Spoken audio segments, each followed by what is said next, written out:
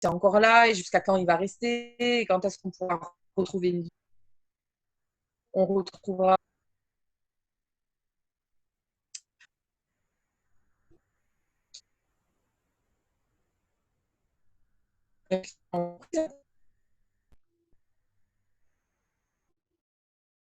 Pourquoi? Parce que soit il a perdu beaucoup de chiffres en tant que chef d'entreprise, et donc du coup, il est obligé de revoir quels sont ses investissements, etc. Ou c'est un particulier, et dans ce cas-là, il a peut-être perdu son travail, ou il a été en chômage partiel, etc. Dans tous les cas, ces trois éléments-là principaux vont complètement changer les motivations d'achat, et on va se retrouver aujourd'hui avec des clients qui vont choisir leurs produits, leurs services, qui vont mener leurs achats tenant compte de motivations comme la sécurité et comme l'argent. Ça va être les deux principales motivations, qui sont des motivations très rationnelles. On peut avoir d'autres motivations qu'on classe dans la catégorie irrationnelle. En tout cas, aujourd'hui, ça va s'affiner avec le temps, mais aujourd'hui, c'est ce qu'on sait des clients. Du coup, dans un climat dans cette le client a des réactions refuge et il va se tourner, donc les réactions refuge, c'est ce qu'il recherche. Il va se tourner, il va s'asseoir sur ses valeurs. Quelles sont ses valeurs? Et il va aller chercher des entreprises, que je sois un consommateur particulier ou professionnel, qui répond à leurs valeurs. Il va être en recherche de solidarité et c'est pour ça notamment qu'on voit depuis le début de cette crise beaucoup d'actions de solidarité qui sont menées par la confection de masques, par toute la solidarité autour du personnel soignant, etc. Et toutes les actions qu'on voit autour de nous qui sont vraiment centrées sur la solidarité et ce que je fais pour l'autre. Pourquoi? Parce que c'est une réaction de l'être humain dans ce moment de crise.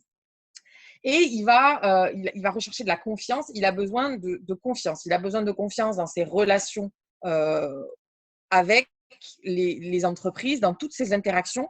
Il a besoin de confiance, il a besoin de savoir que sur qui il peut compter, il a besoin de produits qui sont fiables, de services qui sont fiables, parce qu'on revient à son profil, il a peur, il a peu de visibilité et il a peu d'argent finalement.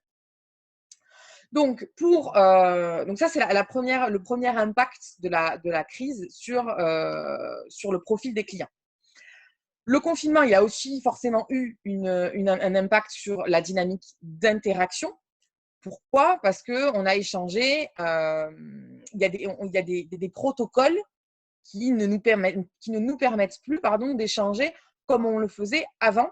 Et notamment, dans nos échanges, dans les différents échanges qu'on a eus et qu'on a, il y a toute une partie d'échange qu'on ne peut plus avoir qui se trouve dans le non-verbal. Donc, le non-verbal, ce sont l'ensemble des gestes, des mimiques et de toute l'attitude et de la posture que l'on a qui viennent participer à ce que l'on dit sans le dire. Et aujourd'hui, ce non-verbal, on l'a plus ou peu. Pourquoi? Parce que le port du masque nous empêche de voir le sourire. Et donc, du coup, hier, le sourire vient créer une atmosphère dans l'échange. Aujourd'hui, ça, on ne l'a plus. On ne peut plus se serrer la main. Et le fait de se serrer la main vient poser le rapport de force.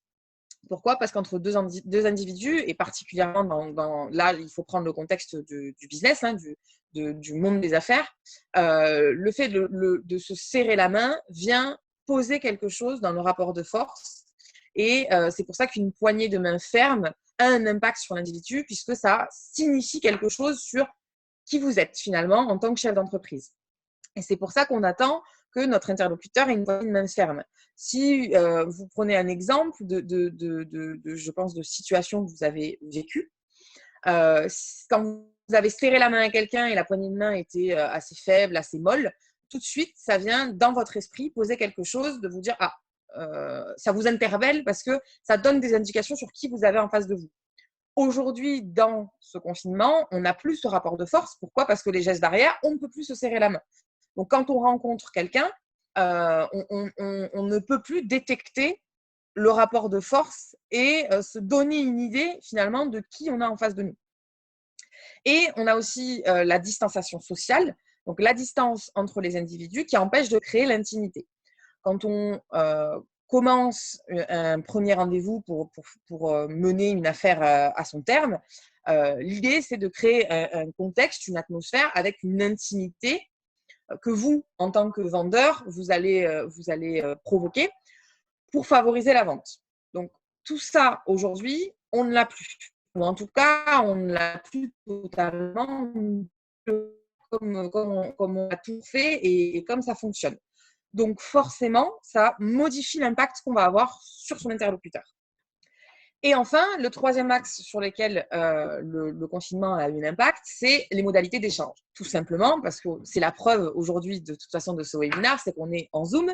Donc là où hier, on aurait peut-être fait une conférence en face à face, avec une atmosphère, un contexte derrière, aujourd'hui, on ne peut pas.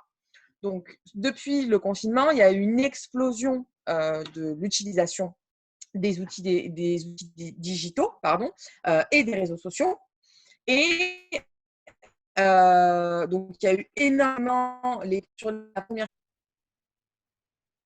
confinement, il y a eu une explosion du téléchargement de l'application Zoom qui a d'ailleurs provoqué des bugs sur l'application parce qu'il y avait trop de personnes. Et donc, il y a une augmentation de l'utilisation de l'échange par téléphone, de l'utilisation d'Internet. C'est plus 301 millions d'utilisateurs dans le monde. Et c'est également plus de quasiment 9% d'utilisation des médias sociaux pendant ce confinement.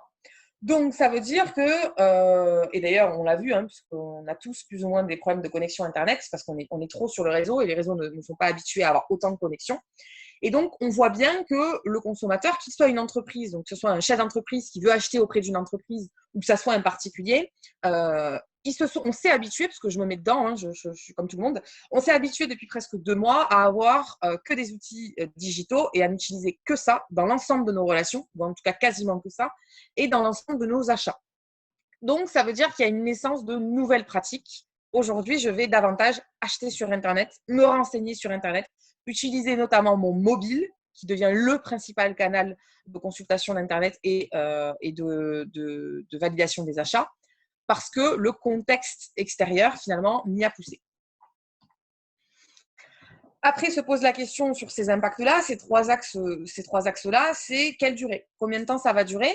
Est-ce qu'on peut dire qu'il y a des nouveaux usages qui se sont créés en profondeur, ou est-ce que finalement c'est très épisodique et puis l'entreprise s'adapte pendant 1 ou 2 mois et ensuite on revient à nos premiers amours et on fait comme on faisait d'habitude?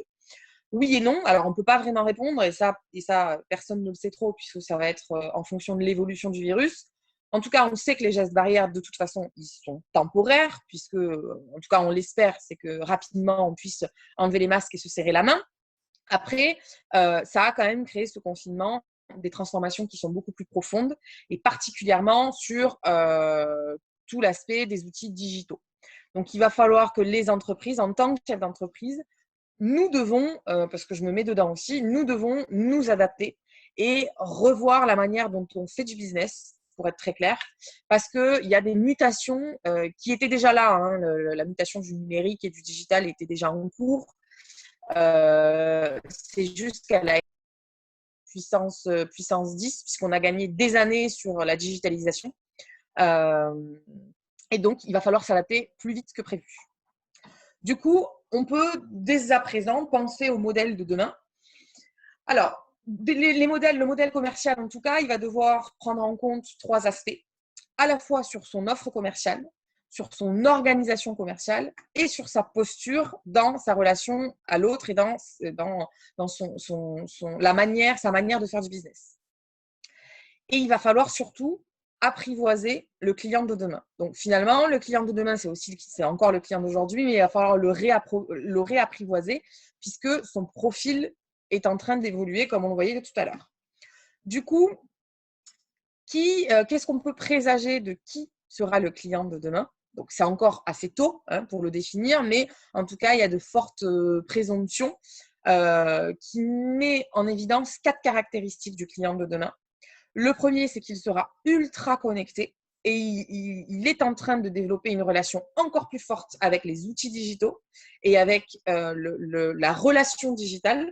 Pourquoi? Parce que depuis 2 mois, le client passe des heures sur Internet, sur les réseaux sociaux, il utilise des applications diverses et variées de visio, et même des personnes qui n'avaient pas de compte sur des réseaux sociaux en ont créé pendant ce confinement parce que il fallait échanger, parce qu'on voulait avoir des nouvelles des amis, de la famille, des collègues, etc.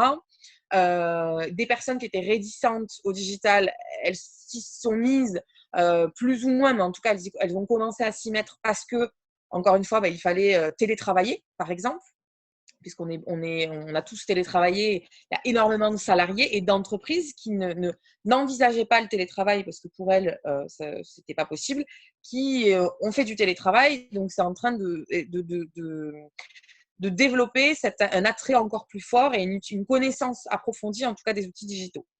Donc ça, il faut le prendre en compte sur qui sera mon client demain. Il sera ultra connecté.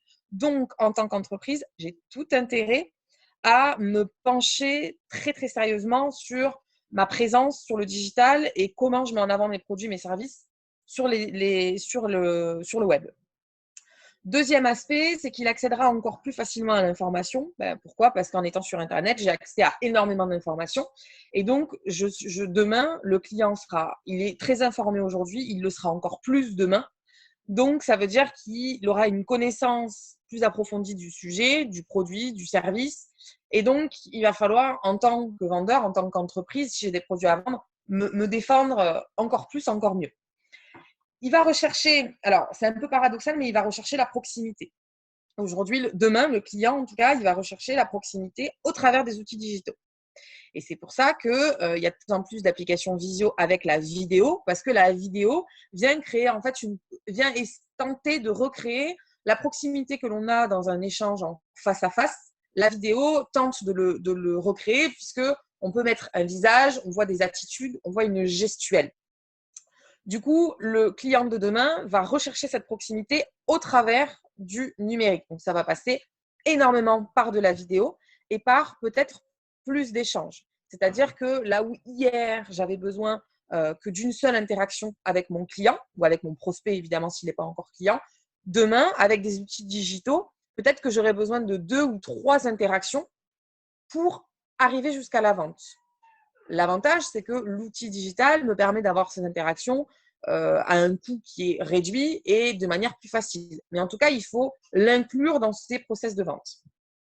Et il va être aussi attentif à l'éthique. Donc, ça rejoint ces réactions refuges qui finalement vont s'installer dans le temps et en profondeur. Pourquoi? Parce que le confinement a créé comme une prise de conscience et les consommateurs, quels qu'elles soient, que ce soit des entreprises ou des particuliers, recherchent une consommation qui va être beaucoup plus locale, va faire attention à ce qu'il achète, par qui c'est fabriqué, d'où ça vient, le mode de transport, par exemple, pour tout l'aspect écologique, etc.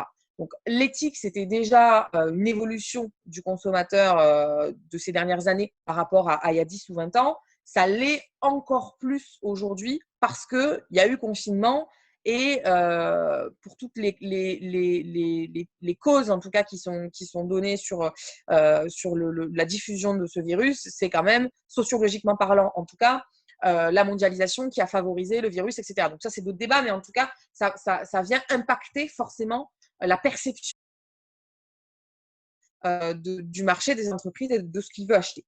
Et enfin, la quatrième caractéristique, c'est que demain, le client, il va se concentrer beaucoup plus sur lui-même, prendre soin de lui, et il va rechercher dans son achat et dans ses interactions à avoir un impact sociétal beaucoup plus important. Et ça rejoint ce que je disais tout à l'heure des réactions refuges, une recherche de solidarité. C'est pour ça qu'il y a autant de mouvements qui se sont lancés de solidarité. Demain, le client, à produit équivalent, à prix équivalent, il va aller acheter un produit ou un service qui présentera une éthique et qui permettra d'avoir un impact sociétal plus important que l'autre produit. Donc ça, c'est aussi en tant que concepteur de produits, de services, en tant que chef d'entreprise, finalement, en tant que vendeur, de l'inclure, de le prendre en compte et finalement de l'inclure aussi dans son argumentation commerciale, de mettre en avant, par exemple, la qualité de son produit, mais aussi comment il est fabriqué et quel impact l'achat de ce produit peut avoir sur la société si, en tant que consommateur, je l'achète. Tenant compte de ce client de demain et de ses principales caractéristiques qu'on vient de voir, l'entreprise doit agir déjà, restructurer son offre et repenser son offre, que ce soit des produits ou des services, pour se concentrer sur des produits à plus forte valeur ajoutée. Donc, clairement, comment ça se passe? C'est dans son catalogue de produits, de services qu'on propose. L'idée, c'est d'identifier ceux qui rapportent le plus de valeur ajoutée. Alors, quand je dis valeur ajoutée, il y a effectivement une notion de rentabilité. On est chef d'entreprise, on a une entreprise à faire tourner, mais il y a aussi une notion de valeur ajoutée pour le client, puisque on peut très bien choisir de conserver dans son catalogue de produits un produit qui n'est pas très rentable, mais parce qu'il va attirer du client. Après, à nous ensuite de le basculer une vente sur des produits plus rentables. Mais en tout cas, c'est des produits à plus forte valeur ajoutée sur la qualité, sur la marge et le potentiel de développement. Donc, on va réduire son offre pour concentrer ses efforts sur 2 ou 3 ou 4 produits ou services qui sont le plus rémunérateurs sur tout ce que je viens de dire, donc à la fois de l'argent, mais pas que, ça va être aussi de la notoriété et la possibilité de faire des ventes. L'objectif de restructurer son offre et de se concentrer, c'est d'une part faire naître la perception de ce qui est utile au consommateur, puisque demain, enfin aujourd'hui même déjà, le consommateur achète utile, achète ce qui lui sert, donc il doit percevoir que votre offre ou votre produit est utile pour lui. Et si vous avez un catalogue produit avec 20 références, bah, il peut très bien se dire que les 20 références ne sont pas utiles pour lui. Donc, on essaie de concentrer. L'objectif, c'est aussi de favoriser les nouveaux modes de consommation. Pourquoi? Parce qu'on met en avant une argumentation et je mets en avant les avantages de mon produit ou de mon service en phase avec qui est mon client aujourd'hui. Et l'objectif, c'est de rassurer le marché. Pourquoi? Parce que le client aujourd'hui est méfiant et il a peur. Donc, si je veux arriver à favoriser la vente, si je le rassure, si je crée la confiance, alors j'ai beaucoup plus de chances de vendre. Une fois que j'ai restructuré mon offre, je vais forcément la valoriser. Donc, la valoriser, c'est ce que je disais, c'est mettre en avant ses avantages, mais surtout son expertise. Le client aujourd'hui, il a besoin d'avoir confiance. Et pour susciter la confiance, il faut que le client a face à lui un expert ou en tout cas un professionnel qui connaît, qui sait ce dont il parle et qui connaît son marché, qui arrive à savoir ce qui est le mieux pour le besoin du client. Parce que l'objectif, ça va être de rassurer, toujours la même chose, hein, c'est les leviers qu'on va utiliser puisque c'est les leviers sur lesquels on va pouvoir agir aujourd'hui et défendre son expertise. Je précise que le gratuit n'est absolument pas la solution. En fait, depuis le début du confinement, je vois énormément d'entreprises qui font du gratuit. Alors, il faut différencier le gratuit qui est fait par guise de solidarité. Donc, par exemple, il y a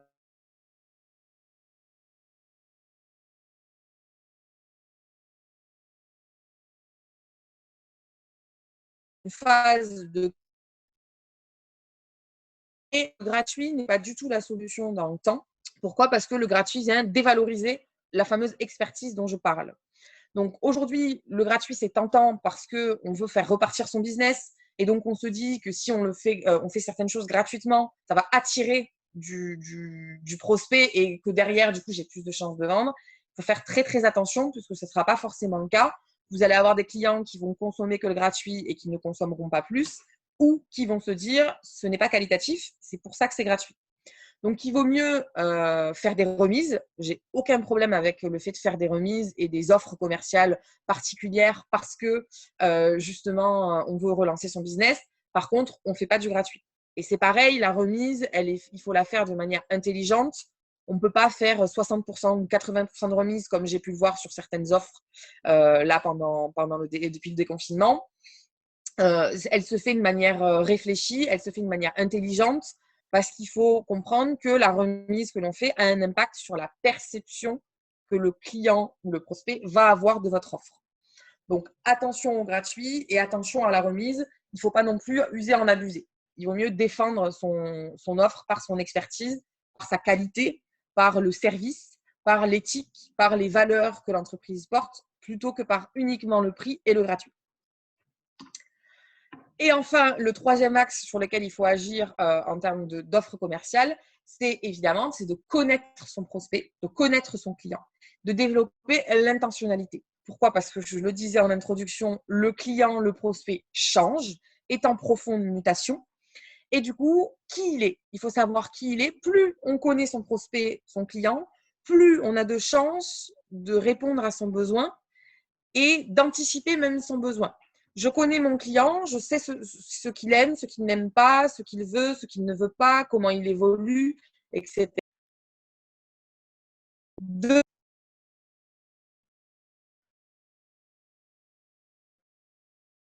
pas encore identifié. Et du coup, me valoriser mon image, mon entreprise auprès de ce client et le fidéliser. Donc, il va falloir, c'est le moment de se concentrer sur sa segmentation, son ciblage et ses personas. Le persona, c'est en fait, c'est utilisé en communication, mais on l'utilise parfaitement en marketing. C'est en fait un personnage imaginaire qui représente un groupe ou un segment de cible pour le développement de son produit ou de son service. Donc, en général, on définit le persona avec un prénom imaginaire, des caractéristiques sociales, psychologiques, des motivations d'achat, etc. Donc, en fait, c'est un peu l'ambassadeur de son segment cible. Par exemple, un persona, ça peut être un de mes clients, c'est Catherine, chef d'entreprise, elle a 50 ans, elle aime le challenge et elle a une entreprise de 3 salariés. Ça peut être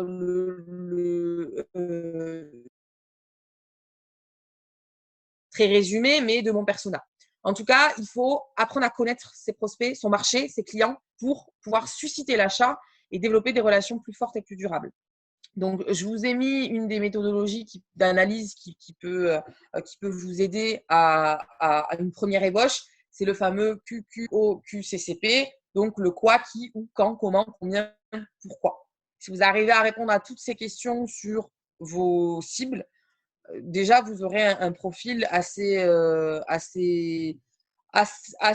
défini de qui sont vos prospects, qui sont vos clients.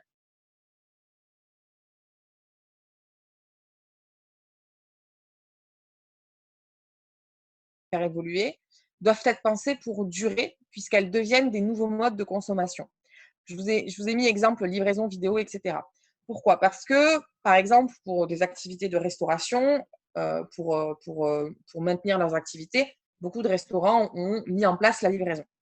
Sauf que la livraison, ça devient un mode de consommation, hors confinement d'ailleurs, hein, on se fait souvent livrer à manger. Et donc encore plus demain, on va continuer à garder ce mode de consommation.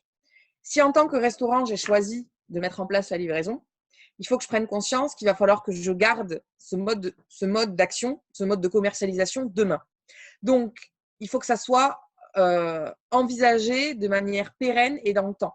C'est pareil, si demain, je me mets à faire de la vidéo, il va falloir que je le continue dans la durée parce que ça rentre dans les nouveaux usages, dans les nouveaux modes de consommation. Et si demain, sous prétexte qu'il n'y a plus de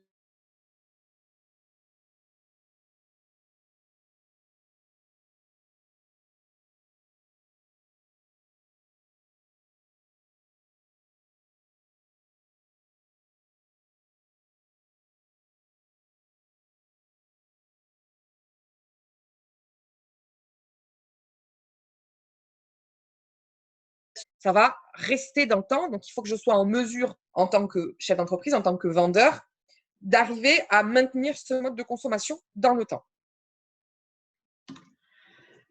L'un des aspects sur lesquels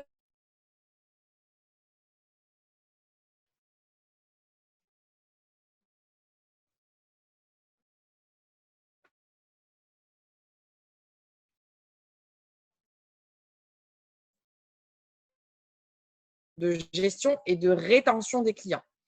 Parce que je ne peux pas acquérir aujourd'hui en utilisant plus d'outils digitaux de la même manière des clients que hier lorsque j'allais en relation directe. Par exemple, j'allais réseauter pour trouver un client. Aujourd'hui, je ne peux plus le faire puisqu'on ne peut plus se réunir pour l'instant. Donc, si je change ma manière dont j'acquiers des clients, forcément, le process d'acquisition va changer. Si je change mon outil, le process d'acquisition change. C'est la même chose pour la fidélisation de mes clients. Si hier, j'avais l'habitude d'aller visiter directement mes clients de temps en temps pour maintenir.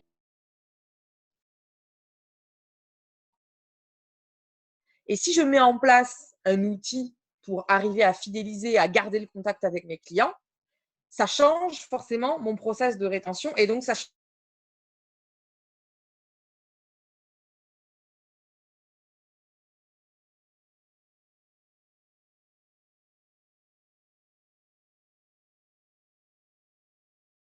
de repenser cette partie-là, ces process et ces nouveaux usages, c'est d'améliorer la capacité et le service au client, forcément, pour susciter l'achat. C'est logique.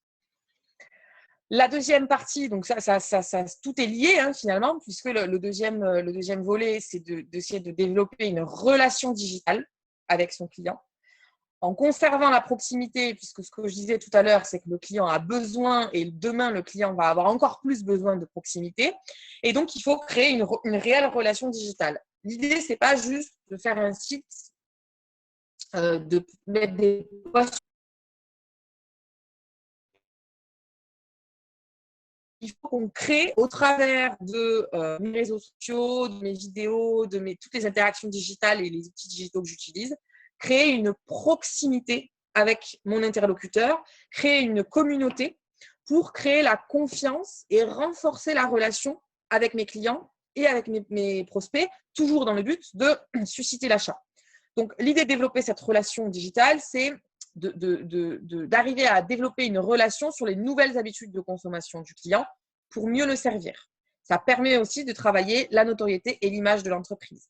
J'ai vu pas mal d'exemples passer sur les réseaux sociaux ou des interactions que je peux avoir avec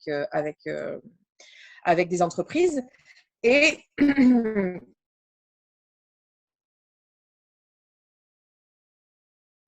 d'entreprises là qui se sont révélées, on va dire ça comme ça, pendant le confinement. Il y a celles qui ont tout de suite agi, qui ont contacté leurs clients directement par téléphone, qui ont envoyé un mail, qui ont dit OK, nous on est là, on va être là pour vous pendant ce confinement.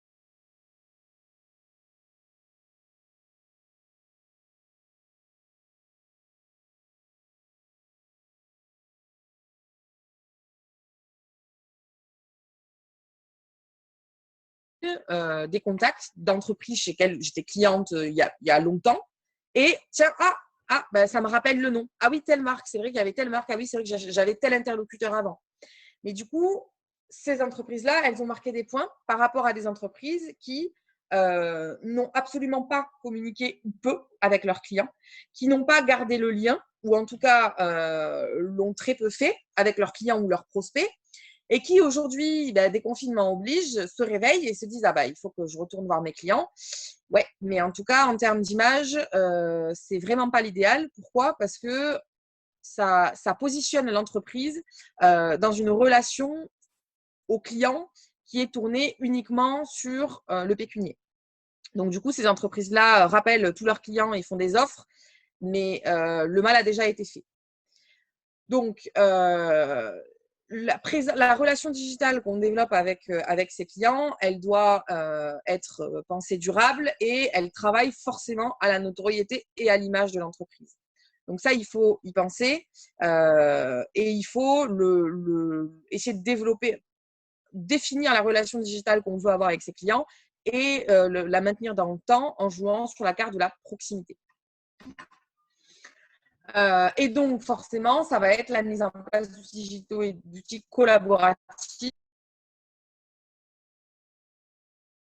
Une infime partie de tout ce qui existe aujourd'hui en outils digitaux, en outils collaboratifs, en outils d'interaction.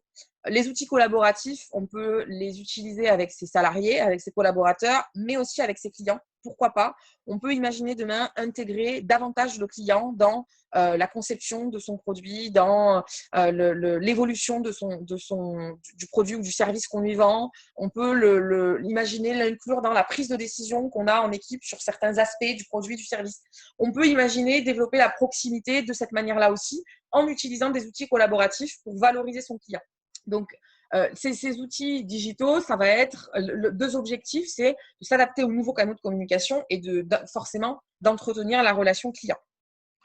En tant que chef d'entreprise, en tant que vendeur, quand on met quelque chose en place, on a tendance à vouloir que ça paye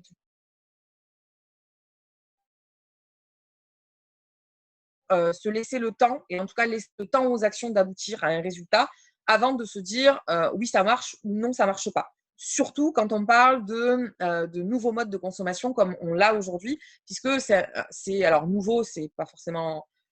Enfin, ça commençait déjà à se mettre en place petit à petit, mais en tout cas, ne fonctionner qu'à 90 ou 100% avec du digital, c'est encore nouveau pour beaucoup.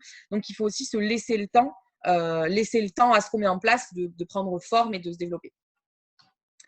Et enfin, le modèle commercial de demain va devoir forcément inclure un aspect de posture où il va falloir vraiment se concentrer sur l'écoute de son prospect, de son client, l'écoute intentionnelle pour chercher à le comprendre, à l'accompagner. Le client, il a besoin de confiance, ce que je disais tout à l'heure. Il a besoin du coup d'être face à des personnes, à des chefs d'entreprise, à des vendeurs qui l'écoutent, qui écoutent réellement son besoin, qui prend en compte finalement ce qu'il vit. Et du coup, il a besoin d'avoir face à lui l'expertise, le conseil, l'accompagnement. Donc, c'est comme ça qu'il faut se positionner face à ses clients, peu importe ce que l'on vend, peu importe le produit, le service que l'on vend, on peut se positionner en conseil, on peut se positionner en écoute de son client. L'écoute ne dépend pas du produit ou service que l'on vend ou de la clientèle qu'on a en face de soi, que ce soit du particulier ou du professionnel. Et il faut aussi forcément travailler sur son discours, le discours que l'on a, le discours commercial, l'interaction que l'on a, donc aussi retravailler sur son vocabulaire. L'idée, c'est d'être réaliste. Oui, on est dans une période qui est très spéciale, etc. Mais il faut quand même rester positif. Parce que si, en tant que chef d'entreprise, vous restez positif face à votre client, vous avez plus de chances d'essayer de redévelopper la confiance et une bonne perception de l'avenir. Plus vos clients auront une bonne perception de l'avenir, plus ils seront susceptibles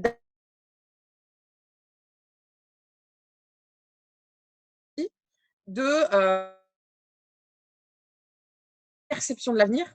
Donc, dans votre vocabulaire, il faut aussi rester positif et pour essayer finalement de montrer que vous voyez la lumière au bout du tunnel et que si vous la voyez, tout le monde peut la voir, et votre client particulièrement.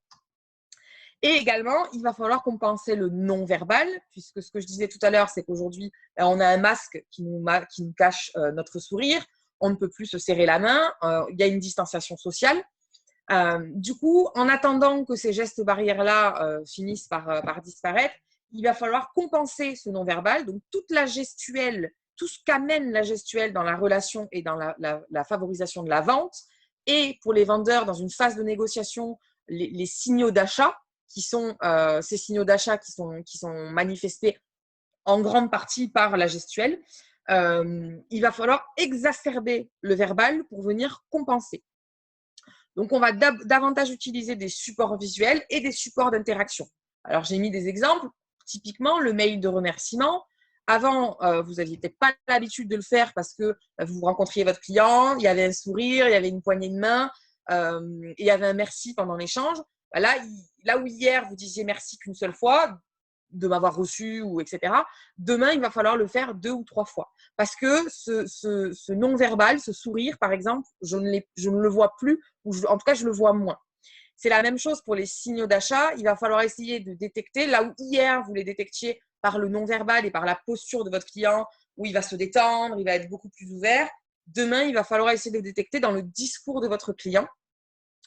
Donc, il faut essayer de créer cette atmosphère qui est propice à l'échange et à la vente au travers du verbal pour transmettre les mêmes signaux qui étaient transmis hier par les gestes, le soir par la bouche, enfin par le verbal en tout cas, pour qu'il le soit quand même transmis. En revanche, vous ne devez pas changer vos habitudes de gestuelle. Donc oui, elle se voit plus ou elle se voit moins, mais il faut que vous la gardiez. Parce que d'une part, demain, on va pouvoir la réutiliser, et d'autre part, ça se voit quand même. Typiquement, le sourire se voit derrière un masque. Pourquoi? Parce que vous allez plisser les yeux, et puis ça vient, quand vous souriez, ça vient changer votre regard. Donc, ça se voit.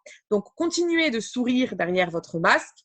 Continuez d'avoir la posture que vous aviez et la gestuelle que vous aviez lors des interactions commerciales, parce que demain, vous allez la réutiliser. Donc, ça serait dommage de se déshabituer pour se réhabituer. Et en plus, on peut quand même l'apercevoir. Voilà, alors j'espère que je n'ai pas été trop rapide et que vous avez tous pu suivre. Je ne sais pas si vous avez des questions. Alors, n'hésitez pas à ouvrir votre micro pour ceux qui souhaitent poser des questions à Charlène. Merci en tout cas. Non, Parce que aucune question. Pas de questions. Bonjour bon. Charlène. Très intéressante. Tu nous dis de ne pas faire de gratuit. Aujourd'hui, beaucoup de clients ont besoin de conseils, demandent des remises.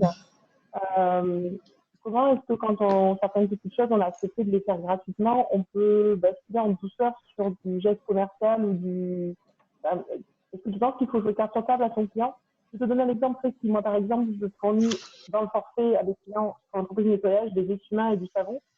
Et là, je suis confrontée au fait qu'il y a une surconsommation de ces consommables.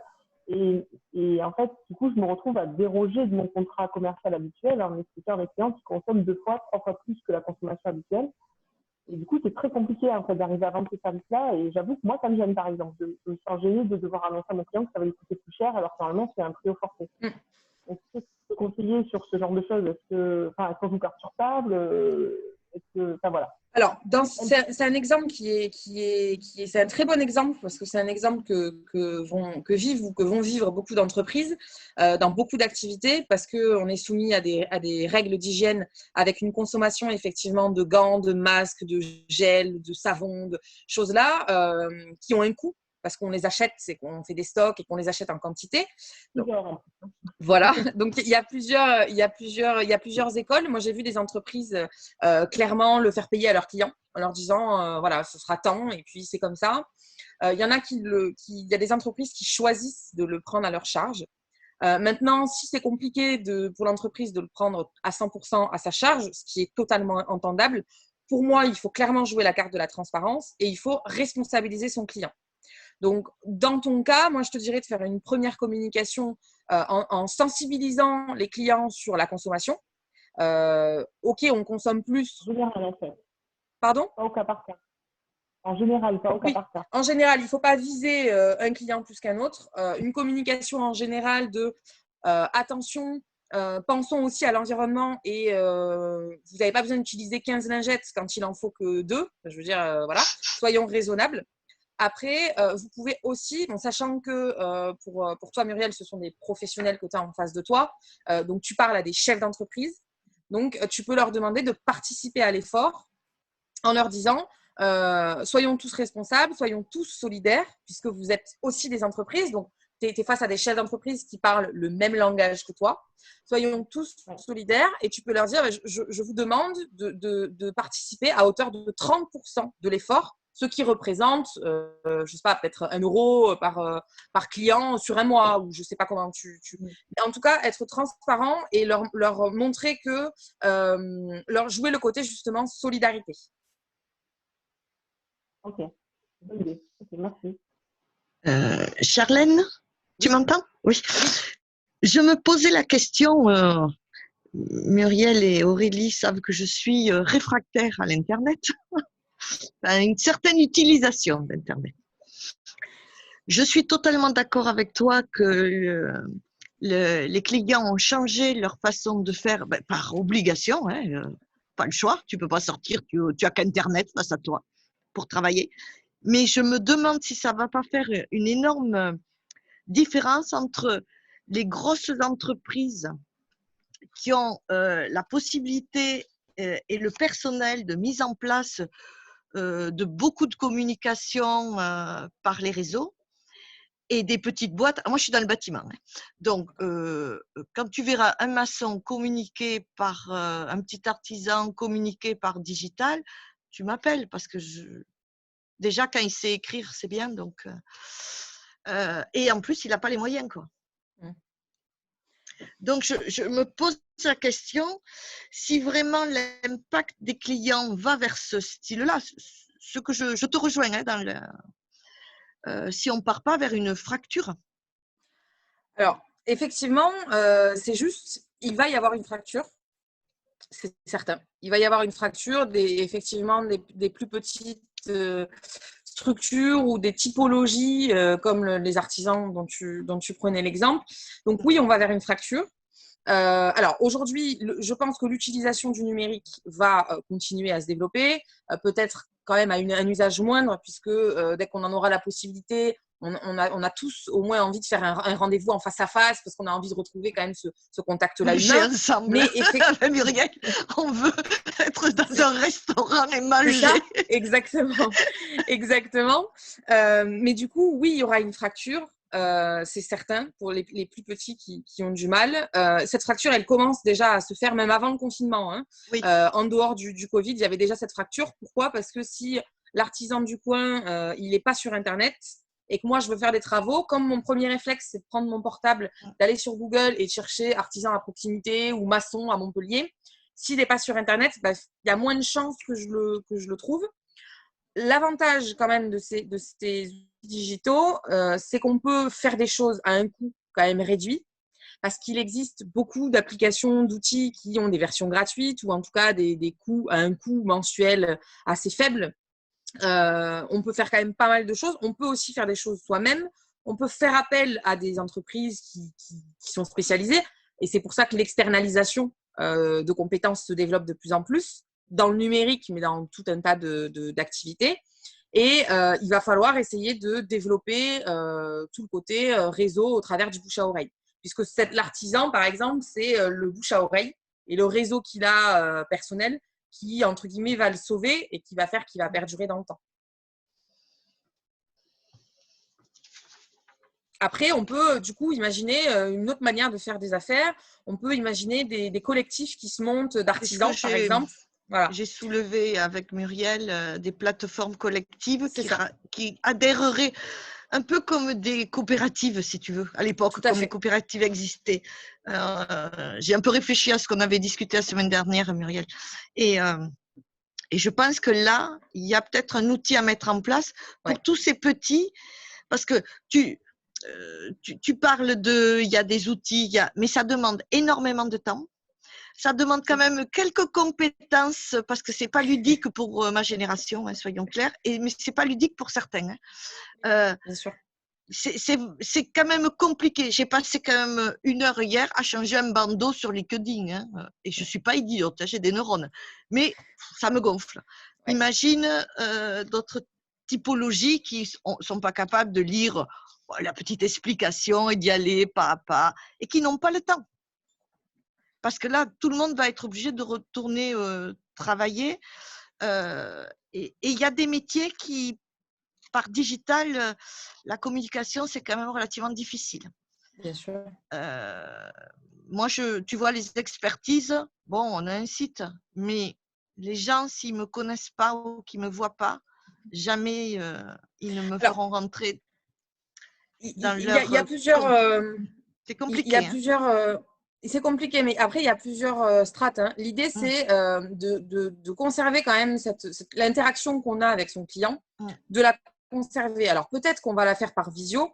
Donc, il y a effectivement la première strate qui est d'attirer son prospect finalement pour le transformer et de fidéliser son client, de garder un contact assez généralisé avec lui. Après, l'idée… Je t'ai perdu, je t'entends plus.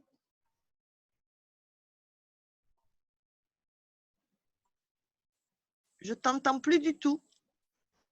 Attends, il doit y avoir peut-être un petit problème. Ouais. Parce que quand j'entends Catherine, on n'entend plus Charlène. Ah, alors là, vous m'entendez? Ah, ça y est. Oui, parce que souvent, tu as été coupée pendant la conférence et je ne t'entendais pas. C'est ma connexion Internet. Elle n'est pas stable. Ça aussi, c'est compliqué. C'est compliqué, ça aussi c'est compliqué. Après, je disais, moi je suis complètement pour garder les interactions avec nos clients, donc multiplier les rendez-vous en visio, en tête-à-tête. Je ne dis pas que demain il faut ne fonctionner que sur du digital et ne plus voir ses clients, crois pas, etc. Moi, ça. Que absolument digital, pas. Je ne crois pas. Non, la robotique, ça moi non fonctionne plus. Pas. Il faut s'adapter. Il faut s'adapter, notamment quand même au mode de consommation. Et là où hier, on aurait fait des rendez-vous physiques, bah, peut-être que le client, il va dire non, non, mais on fait un rendez-vous visio avant de se voir, par exemple. Donc, il faut quand même s'adapter. Après, je pense effectivement qu'on va voir de plus en plus, et donc là, c'est à nous, en tant que chef d'entreprise, peut-être de se positionner sur des opportunités de business qui vont se créer ou ce genre de choses, sur des collectifs, sur des plateformes, sur les plus petits se réunissent entre eux pour pouvoir avoir accès à certains outils, à certaines choses, de manière y avoir accès. Parce que si je reste seule en tant que petit dans mon coin, j'y aurai pas accès parce que j'ai pas la connaissance, les compétences Tu meurs. ou les fonds. Ah, voilà, exactement. Tu meurs. Il n'y a pas de demi-palier pour moi. Ouais. Tu meurs. Et... Donc oui, il faut justement développer ce côté collectif. Et ce qui amènera tes derniers propos sur la notoriété et l'image. Parce que, bon, certains ne sont pas gouvernés par des imbéciles, hein, ils ont fait beaucoup d'actions, mais c'est du marketing pur. Bon, en sous-marin, on le sait tous. Certains ont fait des actions sans rien dire, sans communiquer. Moi, par exemple, je n'aime pas voir qu'on voit ma tronche, donc c'est fait en sous-marin. Mais je pense que je te rejoins totalement sur les clients qui, en plus, c'est très politique aussi de faire un peu plus d'éthique parce qu'il y a un petit ras-le-bol. Ça va se détacher sur les sociétés. Moi, je suis dans les gouvernances et je suis administrateur à certains postes. Et à l'international, on a déjà en tant qu'administrateur des instructions de faire remonter ça au DG et à plus haut pour qu'ils comprennent bien que leur image va être impactée. Et quand je te dis des multinationales, je te parle vraiment de boîtes qui ont du pognon, elles n'ont pas besoin d'aide. Ils en sont déjà conscients depuis mars, depuis le confinement. Ils sont conscients qu'il faut qu'ils travaillent l'éthique et l'image. Mais eux, ils ont des moyens astronomiques pour le mettre en place. Pour nous, c'est déjà plus difficile. Sur des tout petits, qu'est-ce que tu veux faire comme... Mais je pense que les clients vont y être sensibles. Mais après, tu peux travailler à ton image, même en tant que petit, à ton échelle. C'est-à-dire oui, ton réseau proche, moi, je sais communiquer personnellement. Je n'ai pas de souci pour communiquer des actions que je peux faire. Bon. Mais je pense que pour certains, c'est plus difficile. Bien sûr. Et une image, c'est beaucoup de communication. Donc, c'est très compliqué pour les petits. Alors, on ne rentre pas du tout dans les moyens. C'est pas que de la communication, l'image. Ouais. C'est de la communication, mais c'est aussi, on va donner une image de qui on est par ses interactions, par sa manière d'interagir, par les choix, les actions qu'on va faire, sans forcément faire de la communication pure, qui n'est pas accessible pour tous. On peut déjà travailler son image dans la posture qu'on a, dans ce qu'on dit ou ce qu'on ne dit pas dans la relation. Est-ce que je choisis de dire les valeurs que j'ai ou pas? Qu'est-ce que je choisis de mettre en avant? Quelle est ma gestuelle? Qu'est-ce que je dégage, etc. Donc tout ça, déjà, à une échelle plus petite, ça peut se travailler sans partir avant dans des gros moyens de communication. Pour moi, la gestuelle va être un problème. Le masque, moi, me dérange énormément. J'ai l'habitude de regarder les gens et d'être attentif à... Moi, je suis visuellement très mimique, donc je suis attentif à ça. Le masque, outre le fait que je ne le supporte pas 10 minutes, il me gonfle. Pour parler, c'est compliqué. Pour téléphoner, c'est une horreur. Il me tient chaud, il me gonfle. Catherine, c'est vraiment une histoire d'habitude. Moi, maintenant, si je le porte quasiment... hier, toi, tu le portes tout le temps. Et j'avais le masque tout le temps en rendez-vous commercial. Ça m'a gêné au début. En fait, il faut s'obliger à le porter dès qu'on est dans l'espace public. Moi, dès que je sors, je le porte. Et finalement, au fur et à mesure, on s'habitue. C'est comme tout, quoi. C'est comme tout. Mais tu vois, par exemple, c'est un truc idiot, mais moi, il glisse quand je parle. Si je l'enroule 2 fois dans les oreilles, il me fait mal derrière l'oreille. C'est un truc con. Mais en plus, tu ne vois plus les mimiques des gens.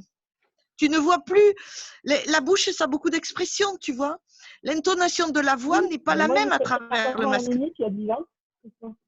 Je n'ai pas entendu. Ouais. Moi, le masque, pour les réflexions, alors, peut-être pas avec une base de clients, mais je suis promoteur immobilier. Si je dois aller négocier sur l'achat d'un terrain, avoir les gens avec le masque, la réaction qu'ils ont, les particuliers, certains, ils sont terrorisés, hein, c'est paranoïaque aigu. C'est problématique pour la négociation, hein. Franchement, c'est pas, oui, oui, pas oui. simple. Non, c'est pas simple. Non C'est pour ça qu'il verbal qui est pas, qui Ouais, n'est pas le vu, qui non-verbal. n'est pas compris. Tout à fait. Tout à fait. Et c'est pour ça qu'il faut développer son observation sur d'autres parties en fait, du corps, par exemple. Là où on regardait avant beaucoup le visage, effectivement, la bouche, parce que ça donne des indications, il va falloir regarder, se focaliser peut-être plus sur les bras, sur la posture, Les comment le épaules. client, les épaules, comment le client se tient. Les épaules sont un révélateur aussi. Et la voix aussi. La voix, le ton de la voix, la densité de la voix, le débit, etc., qui vont donner des indications. Donc, on va là, pendant tant qu'on est obligé de porter un masque, reporter son attention du non-verbal sur d'autres éléments en fait, du corps et être peut-être encore plus sensible au verbal, à ce qui est dit, qui va aussi nous donner, venir compléter ces informations-là. Mais je suis d'accord avec toi il faut sourire sous le masque parce que les yeux, ça se voit. Oui. Je suis totalement d'accord avec toi, que les rides des yeux se plissent quand on sourit. Enfin, moi, à mon niveau, qui suis ridée maintenant, ça se voit. Et l'autre jour, je me suis fait la réflexion, mais t'es conne, pourquoi tu souris sous le masque, ça se voit pas. Et après, j'ai dit non.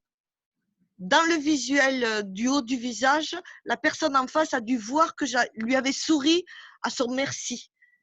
Oui. Et ça faisait une petite interaction qu'il faut garder, sinon on va perdre l'habitude de sourire, on va perdre l'habitude de remercier, et ça sera catastrophique. Exactement. Pour les relations humaines en général, hein, je parle. Tout à fait. Je suis d'accord. Je ne sais pas s'il y a d'autres questions. J'aurais souhaité vous interroger, vous m'entendez? Oui. Oui, bonjour, Jérôme Bouissier, et ADEFCO, je suis agent commercial. Je trouve que les stratégies que vous proposez de réaction à la situation sont plutôt des stratégies structurelles et de long terme. Vous êtes d'accord avec ça, dans l'ensemble? Oui, en partie, oui. Et en même temps, on s'aperçoit que de notre côté, vous mettez en avant le fait que les entreprises qui ont su réagir assez vite, et ça je suis formellement d'accord avec vous, ont eu raison de le faire.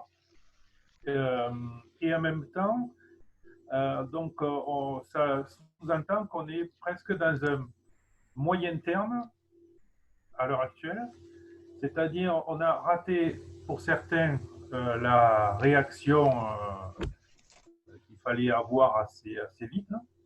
C'est juste, recontacter les gens, comme vous l'avez dit, c'est parfaitement juste. En même temps, vous proposez des choses qui sont plutôt sur le long terme et qui sous-entendent également avoir les moyens de le faire. Parce qu'il y a des gens qui ont des trésoreries qui sont exsangues, c'est compliqué. Donc, finalement, à l'heure actuelle, sur cette sortie de crise, ceux qui n'ont pas su réagir, c'est trop tard, c'est fait. Ceux qui n'ont pas forcément les moyens d'avoir des stratégies de long terme, comment, à votre avis, ils pourraient se positionner à l'heure actuelle? Alors, j'ai compris votre question, oui. En tout cas, votre réflexion. Effectivement, j'ai parlé assez moyen, long terme, ou en tout cas structurel ce matin, parce que pour être précise et pouvoir dire il faut mener telle et telle action, il faut que je sache quel secteur d'activité, de quel secteur on parle, parce qu'on va pas mener les mêmes actions. Un restaurateur ne mènera pas les mêmes actions qu'une entreprise de bâtiment, qu'une entreprise de service, peu importe. Donc, c'est pour ça que j'ai été obligée ce matin de rester assez vague parce que je ne savais pas qui j'avais en face de moi, quelles sont les activités, de quoi on parle, est-ce qu'on parle à des particuliers, des professionnels, etc. etc. Ceux qui n'ont pas réagi suffisamment tôt, moi, je suis partisane d'essayer quand même de faire des choses maintenant. Il ne faut pas se dire c'est trop tard et puis je vais attendre que soit les clients viennent à moi, soit que finalement je ferme ma boîte, quoi. Et donc peu importe l'activité, je pense que la première chose à faire pour ceux qui ne l'ont pas déjà fait, c'est de reprendre contact, de renouer contact avec ses clients, non pas pour leur vendre quelque chose, mais déjà pour prendre de leurs nouvelles. Et je vous garantis que ça fait la différence. Je t'appelle en tant qu'entreprise, je suis l'entreprise, tu es mon client, mais là, je ne suis pas en train de t'appeler pour te dire, tiens, ben, j'ai une promo déconfinement, il y a moins 50 sur mon produit, achète-le. Mais c'est d'abord, OK, je ne l'ai pas fait, bon, ben, tant pis, c'est trop tard. Maintenant, je le fais aujourd'hui, je t'appelle en tant que client, je prends la température. Déjà, vous pouvez prendre la température auprès de vos clients, savoir un peu comment ils se sentent, comment ils se positionnent, ça vous donnera des indications sur qu'est-ce que vous pouvez mettre en place derrière. Après, dans ce que j'ai présenté ce matin, il y a une part effectivement, de communication, d'outils de communication qui demandent de l'argent, qui demandent de la trésorerie, etc. Après, des actions commerciales, vous pouvez en mener sans que ça coûte finalement grand-chose, si ce n'est votre temps et votre énergie d'y aller. Donc, prenez contact avec tous vos clients, prenez la température et pour chacun d'entre eux, essayez de détecter un peu comment ils se positionnent et de détecter des besoins ou en tout cas des dynamiques. Donc, comment ça se passe? Là, il faut travailler concrètement sur la découverte commerciale, les questions que vous allez poser. Il faut travailler là-dessus parce que c'est ça qui vous donnera des indications sur les actions à mener. Et une fois que vous avez des indications, après, il va falloir choisir un produit ou un service à mettre en avant. Ça ne va pas vous coûter de l'argent. C'est OK, ben je choisis, je vais mettre plutôt en avant le produit A parce que ça répond aux besoins de mes clients en ce moment. Et c'est ça que je vais mettre en avant auprès de mes clients. Je ne sais pas si ça répond à votre question, si ça vous paraît un peu plus… Oui, absolument, oui. Moi, je travaille avec des professionnels très différents. Je commercialise du logiciel informatique. Donc, j'ai une sensibilité Internet qui ne date pas du confinement, hein, loin de là. Et l'outil Internet, c'est mon outil principal de communication, bien qu'ayant été sur la route pendant 20 ans. Donc, le contact physique, je rejoins ce que disait Madame Fandem, me semble-t-il. Oui. Le contact physique est quelque chose qui a été mon fonds de commerce pendant très longtemps, au contact avec des agriculteurs, entre autres. Donc, vous parliez de gens du bâtiment, les gens du milieu agricole ont également une grosse sensibilité au contact physique. Et il va être très compliqué dans certains secteurs de pouvoir s'en passer. Oui. Mais je pense également aux clients particuliers qui, à certains niveaux socio-professionnels, socio-éducatifs, vont avoir d'énormes difficultés à passer sur le côté commercial en ligne. Parce que pour certains, ne parlant même pas correctement le français ou l'anglais pour pouvoir se véhiculer sur Internet, n'ayant pas forcément les moyens techniques parce que logement inadéquat, parce que manque de moyens, pas de connexion Internet, et ces gens-là représentent quand même un volume de pouvoir d'achat qui risque de beaucoup se diluer. Et donc, moi, je pense à certains clients, je vends des logiciels qui s'adressent à des troqueurs. Donc, c'est des maisons comme Cash Converter, comme Troc de Lille, des brocanteurs. Et ces gens-là ont comme clients beaucoup de milieux socio-professionnels, entre guillemets, relativement défavorisés. Et je peux vous dire que là, cette clientèle-là, vous ne la ferez pas travailler par Internet. C'est pour ça qu'il ne faut pas n'être que sur Internet demain. Mais il faut développer peut-être un peu plus ce côté-là, parce qu'effectivement, il y a des personnes qui n'ont pas accès ou qui n'ont pas cette sensibilité, et ce que vous dites est très juste. Et ces gens-là, il va falloir se réinventer et développer peut-être l'accessibilité par d'autres moyens dans ma chaîne de distribution. Leur favoriser l'accessibilité en utilisant d'autres moyens. Mais après, ça vaut une réflexion assez spécifique par rapport à cette typologie de clientèle. Je vous remercie. Et je vous en prie. Je me pose la question. Le confinement, on est on va dire en semblant de déconfinement. Mais à un moment donné, on va déconfiner véritablement. Bon. à ce moment-là, est-ce que psychologiquement, tu ne penses pas que les gens qui auront été en manque de contact réel avec les autres, parce que le 1 mètre, les masques, tout ça, vont pas se ruer sur des demandes justement de contact physique? Il va y avoir effectivement des gens qui vont se ruer sur une demande de contact physique. Il va y avoir des gens qui vont prendre des rendez-vous pour prendre des rendez-vous pour discuter avec quelqu'un. Oui, Des gens pour qui ont voir été. quelqu'un, pour lui C'est ça. parler à un Exactement. humain. Exactement. Donc là, c'est à nous, en tant que chef d'entreprise, en tant que vendeur, d'être vigilants parce que le temps est compté et qu'on ne peut pas passer des heures en rendez-vous avec des gens qui demandent du devis pour demander du devis ou qui prennent rendez-vous juste pour avoir une interaction, même si on est des êtres humains et que oui, on peut avoir des interactions sociales, mais à un moment donné… donc ça, c'est à nous d'être vigilants et de bien baliser les demandes que l'on a. Et donc, ça rejoint ce que je disais tout à l'heure, de travailler sur sa découverte. Quand j'ai un contact qui m'appelle pour prendre rendez-vous, bon, ben, je pose quelques questions d'abord pour savoir, finalement, pour arriver à jauger si le rendez-vous est utile ou pas. Donc, il y a des gens qui vont demander effectivement plus de contact physique, mais il y a quand même l'autre aspect où l'atmosphère de peur a été tellement importante et tellement impactante en profondeur chez les gens ils ont tellement aussi pris l'habitude d'interagir au travers d'outils numériques que ça va quand même rester. C'est-à-dire que les gens qui ont besoin de contact, ils vont peut-être plus se tourner dans leur entourage. Donc, ça va multiplier les repas entre amis, les repas familiaux, etc. Dans la relation professionnelle, moi, je pense, alors je peux me tromper, mais je pense qu'on va quand même garder cette partie d'interaction en digital.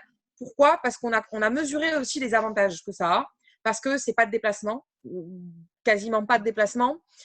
C'est moins de temps aussi, parce qu'on est plus direct, parce que c'est du visio, donc on va peut-être moins sortir des conversations, s'épancher. Donc on gagne de l'argent aussi en tant qu'entreprise, parce qu'il n'y a pas de déplacement, il y a moins de temps, etc. Donc, et tout un tas d'avantages que tout le monde a mesurés. Donc, je pense que demain, les modèles, ça va être du physique couplé à du digital. Et qu'il faut demain, même en déconfinement, être capable de proposer encore des solutions digitales. OK, on a un rendez-vous et laisser le choix finalement au client. Tu veux le faire en physique ou tu veux le faire en face à face. Et idem pour, je pense à des commerçants, par exemple, qui ont une boutique en centre-ville ou ailleurs d'ailleurs, qui ont une boutique où là, réouvrir la boutique, oui, c'est essentiel, mais aussi ouvrir une boutique en ligne. Et du coup, la boutique physique, on peut imaginer aussi faire autre chose dedans. Pas que de la vente, le client rentre dans la boutique et achète, mais plutôt développer peut-être un aspect de conseil qu'il aura plus s'il vient en physique que sur le digital. Mais il a aussi la possibilité d'avoir du digital s'il ne veut pas se déplacer. Là, tu ouvres la boîte de Pandore au niveau de… Je vais avoir du boulot au tribunal. Parce que là, le conseil, c'est responsabilité qui a le mot en équivalence. Oui, ça va demander beaucoup de restructuration et de réflexion. Alors, c'est pour ça qu'il faut mener cette réflexion maintenant et qu'on soit, même, c'est pas parce qu'on est petit, qu'on est indépendant ou qu'on est une petite TPE ou qu'un commerçant, qu'il ne faut pas mener ces réflexions structurelles. Parce qu'en fait, cette crise-là, elle doit nous amener à mener des réflexions structurelles sur comment je vends, comment je m'organise, quelles interactions j'ai avec mes clients et avec mes collaborateurs. Donc, c'est le moment de se poser ces réflexions structurelles-là. Réfléchir en soi, ça n'a rien coûté à personne jusqu'à présent. Si ce n'est du temps. Donc, on peut, avant de mettre en place des fonds et peut-être effectivement être face à je suis petit, j'ai pas l'argent pour faire tout ça. Bon, comment je fais ? Ah tiens, il y a un collectif et hop, je vais rejoindre un collectif. Et donc, ça va ouvrir d'autres horizons. Mais cette crise-là, c'est le moment de se poser ces questions-là.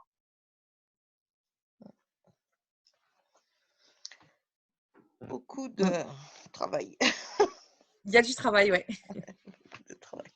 C'est un changement de logiciel. C'est ça, exactement. Bon. Est-ce qu'il y a encore des personnes qui veulent échanger? Questions Non, je pense qu'on… en tout cas, Charlène, merci beaucoup parce que c'était très intéressant, très percutant, je trouve, et vraiment au cœur de l'actualité. Et je pense que Oui, les relations commerciales vont vraiment… Moi, je n'avais pas nécessairement intégré… Il y a plein de choses que je n'avais pas encore intégrées. Et c'est vrai que moi, en fait, dans le confinement, comme on n'a pas été en interaction, pour l'instant, je n'ai pas repris des réflexes de la distanciation sociale, en fait, parce que… Ouais. Et donc, c'est vrai que c'est des choses auxquelles on va devoir s'habituer et les relations vont changer. Mais c'était très, très intéressant. Merci beaucoup. Merci à vous. Merci beaucoup, oui. Merci. Et voilà, c'était parfait. Est-ce que ça sera possible d'envoyer aux participants ta présentation? Oui, ce que je vais faire, Aurélie, c'est que je vais te l'envoyer, puis comme ça, tu fais suivre à tout le monde. Super. Vous pouvez tout retrouver. Il y a mes coordonnées à la fin, évidemment, si vous voulez poursuivre les échanges de manière plus détaillée. Bien sûr. Voilà. Super. Merci beaucoup.